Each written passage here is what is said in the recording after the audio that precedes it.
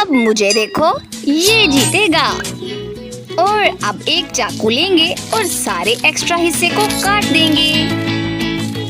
वाह, ये बहुत खूबसूरत लग रहा है। चलो अब क्रीम लगाते हैं। थोड़ा इसे चख लेता हूँ। ये मजेदार है।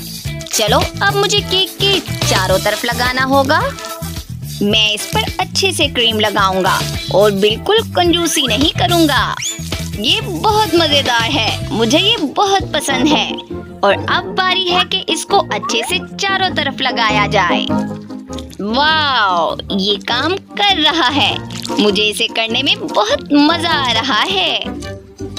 और अब बिल्ली को इकट्ठा करते हैं। सबसे पहले पंजे, यहाँ कान, और अब चलो चेहरा जोड़ते हैं।